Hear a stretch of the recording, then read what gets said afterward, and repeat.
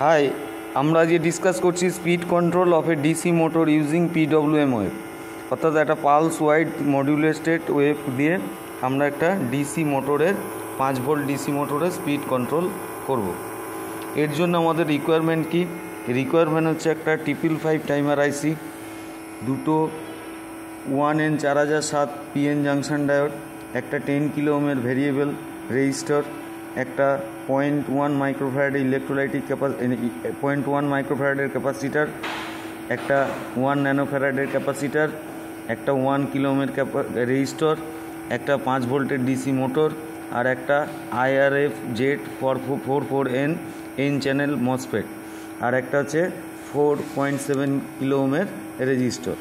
এখানে আমাদের যখনই সাপ্লাইয়ের সঙ্গে আমরা এইভাবে সমস্ত কম্পোনেন্টগুলো কানেক্ট করলাম, কানেক্ট করার পর 12 ভোল্ট সাপ্লাইয়ের সঙ্গে 1 কিলো ওহম রেজিস্ট্যান্স দিয়ে 7 নম্বর পিনের সঙ্গে কানেক্ট হয়ে আছে, এবং এখানে দুটো PN জাংশন ডায়োড লাগানো আছে এবং অ্যান্টি প্যারালালি, এবং সেটা 10 কিলো ওহম পটের দুই প্রান্তের সঙ্গে যুক্ত করা আছে। এইবার যখন ক্যাপাসিটারটা এখানে এই ক্যাপাসিটার 0.1 মাইক্রোফ্যারাড ক্যাপাসিটারটা যখন সুইচ অন করলে ক্যাপাসিটারটা চার্জ হবে। ক্যাপাসিটার চার্জের সময়কাল ধরে আমাদের 3 নম্বর পিনের আউটপুটটা হাই থাকবে, এবং 3 নম্বর পিনের আউটপুটটা হাই থাকার অর্থ যে এখানে 1 নম্বর মসফেটের গেট টার্মিনালটা আমাদের পজিটিভ ভোল্টেজ পাবে, অর্থাৎ হাই ভোল্টেজ পাবে। আর তখন সেই সময় চার্জিংয়ের সময় রেজিস্ট্যান্সের বায়া হয়ে এই ডায়োডটার থ্রু হয়ে এই ভেরিয়েবল রেজিস্ট্যান্সের এই পার্টটুকু রেজিস্ট্যান্সের থ্রু দিয়ে ক্যাপাসিটারটা চার্জ হচ্ছে। এইবার ভেরিয়েবল রেজিস্ট্যান্সের মান বাড়া কমা করলে ক্যাপাসিটারে চার্জিং টাইমটা এবং ডিসচার্জিং টাইমে চেঞ্জ ঘটবে। এই চেঞ্জ ঘটার ফলে আউটপুট ভোল্টেজের যে পালস আসবে সেই পালসের থিকনেসটা কমা বাড়া করবে, এবং যখন গেটে ভোল্টেজ বেশিক্ষণ ধরে পজিটিভ ভোল্টেজ থাকবে তখন এই ড্রেন থেকে সোর্স শর্ট হবে, এবং ড্রেন থেকে সোর্স শর্ট হওয়ার ফলে 5 ভোল্টের ডিসি মোটরটা অন হবে। এবং এখানে যদি আমরা 10 কিলো ওহমের রেজিস্ট্যান্সটাকে ভ্যারি করি তাহলে দেখব যে এই 3 নম্বর পিনে গেটের ভোল্টেজটাও ভ্যারি করছে।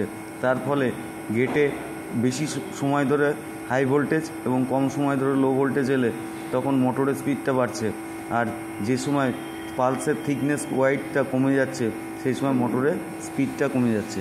এটা আমরা প্র্যাকটিক্যালি এই বোর্ডে দেখছি।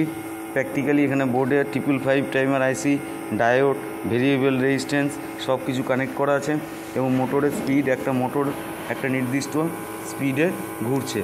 এইবার আমরা 10 কিলো ওহমের পটটাকে অ্যাডজাস্ট করব, দেখব মোটরের স্পিড বাড়ছে।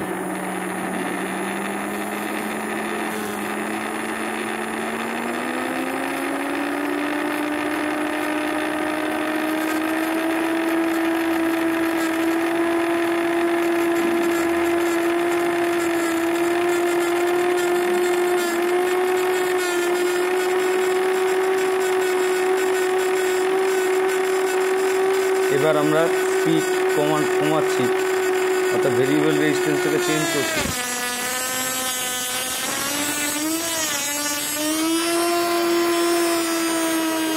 এবার স্পিড কমছে।